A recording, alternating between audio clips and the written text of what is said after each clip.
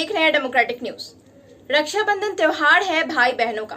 आज के दिन पूरे देश में रक्षाबंधन का ये त्योहार धूमधाम से मनाया जा रहा है।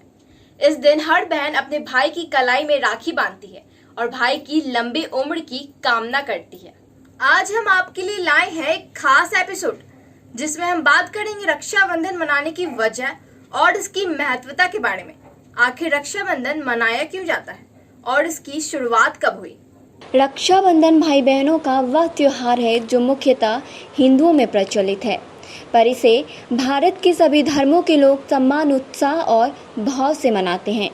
यूँ तो भारत में भाई बहनों के बीच प्रेम और कर्तव्य की भूमिका किसी एक दिन की मोहताज नहीं है, पर रक्षाबंधन के ऐतिहासिक और धार्मिक महत्व की वजह से ही यह दिन इतना महत्वपूर्ण बना है। बरसों से चला आ रहा यह त्यौहार आज भी बेहद हर्षोल्लास के साथ मनाया जाता है। हिंदू श्रावण मास की पूर्णिमा के दिन मनाया जाने वाला यह त्यौहार भाई का बहनों के प्रति अगाध प्रेम और प्यार का प्रतीक है। रक्षाबंधन पर बहनें भाइयों की दाहिनी कलाई पर राखी बांधती है, उनको तिलक करती है और उनसे अपनी रक्षा का संकल्प लेती है। हालांकि रक्षाबंधन की व्यापकता इससे भी कहीं ज़्यादा है। राखी बांधना सिर्फ भाई बहन के बीच का कार्यकलाप नहीं रह गया है। राखी देश की रक्षा, पर्यावरण की रक्षा, हितों की रक्षा के लिए भी मनाई जाती है। रक्षाबंधन मनाने के पीछे कई प्राचीन कथाएं हैं। पहली कहानी है भगवान विष्णु और बाली की। आइए विस्तार से जानते हैं। एक बार भगवान विष्णु असुरों के राजा बलि के दान धर्म से बहुत प्रसन्न हुए और उन्होंने बलि से वरदान मांगने के लिए कहा। तब बलि ने उनसे पाताल लोक में बसने का वरदान मांगा। भगवान विष्णु के पाताल लोक चले जाने से माता लक्ष्मी और सभी देवता बहुत चिंतित हुए। तब माँ लक्ष्मी ने गरीब स्त्री के वेश में पाताल लोक जाकर बलि को राखी बांधी और भगवान विष्णु को वहां से वापस ले जाने का वचन भी मांगा।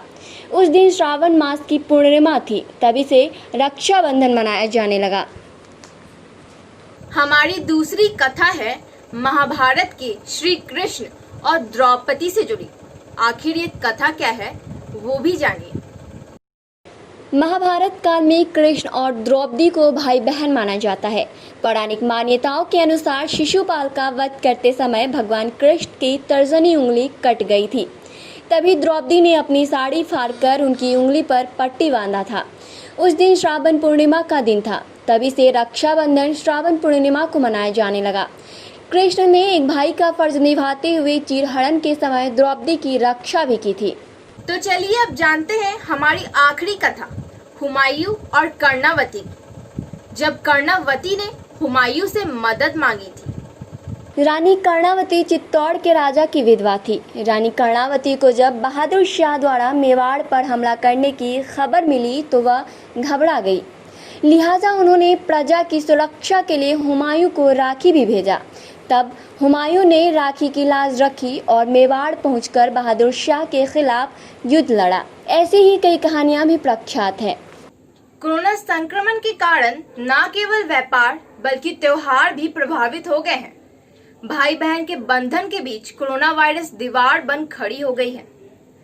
आखिर रक्षाबंधन पर कोरोना का क्या असर पड़ेगा वो भी जान लीजिए।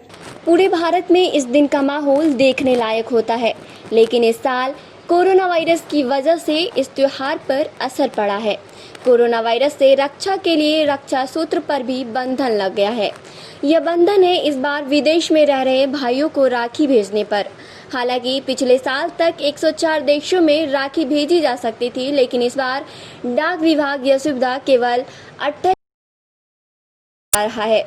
विदेश में रह रहे भाइयों के लिए राखी के अलावा गिफ्ट या फिर शगुन की अन्य सामग्रियां भेजने के लिए डाक विभाग ने 2 तरह की सेवाएं प्रदान की है, जिसमें express mail service, speed post और इंटरनेशनल ट्रैक पैकेट सर्विस शामिल है। डाक विभाग की मंडल अधिकारी आरती वर्मा ने बताया कि कोरोना काल से पहले 104 देशों में राखी भेजी जाती रही है। अब इन सभी देशों के लिए राखी भेजना मुश्किल है।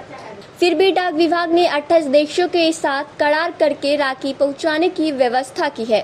स्पीड पोस्ट के जरिए ऑस्ट्रिया, बहरीन, बांग्लादेश, बेल्जियम, और अन्य देशों में राखी भेजी गई है। वहीं ITPS के जरिए भूटान, फिलीपींस, वियतनाम में भी राखी भेजी गई है। इतना ही नहीं, डाक विभाग ने इस बार राखी को बरसात से बचाने के लिए वाटरप्रूफ लिफाफे तैयार किए हैं।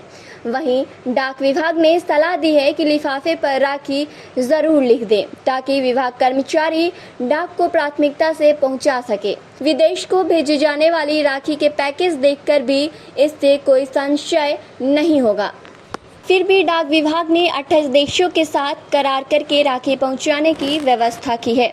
स्पीड पोस्ट के जरिए ऑस्ट्रिया, बहरीन, बांग्लादेश, बेल्जियम और अन्य देशों में राखी भेजी गई है। वहीं ITPS के जरिए भूटान, फिलीपींस, वियतनाम में भी राखी भेजी गई। इतना ही नहीं, डाक विभाग ने इस बार राखी को बरसात से बचाने के लिए वाटरप्रूफ लिफाफे भी तैयार किए हैं। वहीं डाक विभाग ने सलाह दी है कि लिफाफे पर राखी जरूर लिख दें ताकि विभाग कर्मचारी डाक को प्राथमिकता से पहुंचा सके।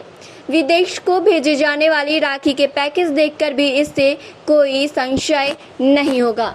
तो यह थी रक्षाबंधन पर हमारी खास पेशकश, जिसमें हमने जाना रक्षाबंधन से जुड़ी कई रोचक बातें। साथ ही हमने चर्चा की कोरोना काल में लोग कैसे ये त्योहार मना रहे हैं।